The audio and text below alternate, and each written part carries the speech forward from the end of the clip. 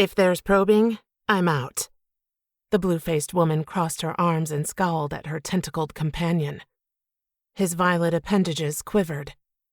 How many times do I have to tell you? It's just panels and funnel cakes and fun. I approached the oval-shaped table and clutched the pitcher of OJ closer to my chest. Is there anything else I can get you? I smiled and hoped for a negative answer. Late summer sun streamed across the hardwood floor. It glinted off the metal lids of the chafing dishes on the sideboard covered in a white cloth. The rooms at my B&B, Witsend, were cozy comfortable, but it was the breakfasts that got the rave reviews. The mixed bunch of UFO enthusiasts shook their heads and mumbled no's. 2 Mulder and Scully wannabes steadily shoveled eggs and waffles into their mouths. Around the breakfast table, other guests chattered excitedly. Blue curtains fluttered in the open windows. A breeze carrying the scent of pine and roses mingled with the heady scents of bacon and pecan waffles. I set the juice on the table, backed out of my breakfast room, and stepped on a booted foot. Oof! Hey, big shot, watch it. Sue? Dixie crossed her arms over her army green tank top. My young cousin had gone for the Cleopatra look today, thick kohl making her green eyes gleam. I grinned. Nice hair. Dixie tugged on a lock of tousled black hair tipped electric blue. Violet was so 10 minutes ago. And I suddenly felt unhip, out of touch, when I was barely 30. Dixie had that effect on me. A collar jingled. The beagle I'd inherited, Bailey, made his way down the stairs to sit at Dixie's feet. He cast a hopeful gaze my way, and I bent to scratch behind his ears. His tail thumped the faux Persian rug. Colorful trapezoids of light from the stained glass above the door cast dizzying patterns on the carpet.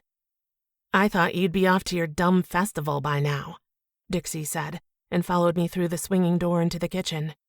She slouched against the butcher block counter and jammed her hands into the pockets of her cargo shorts. Soon, I smiled modestly. It wasn't really my UFO festival, but I had spearheaded bringing it to Doyle. My stomach twisted with nervous excitement. The Extra Normal Festival started today and would fill my B&B to capacity.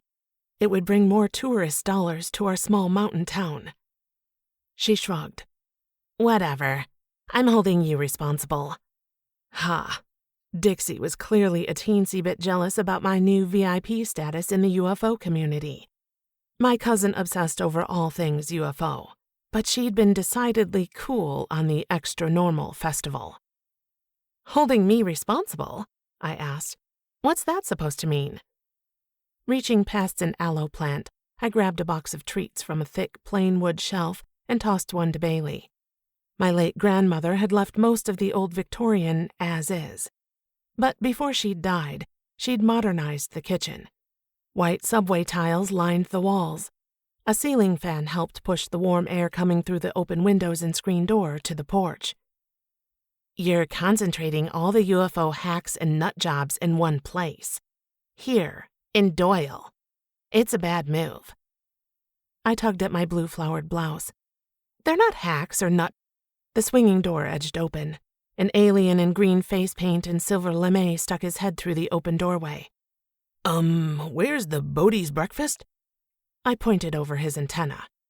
Octagonal room on the other side of the hall. Thanks. He disappeared behind the door. Bodie's? Dixie asked archly. It's the only constellation that starts with B. I tightened my ponytail. It's not easy coming up with astronomical alliterations. Nothing good can come from this festival,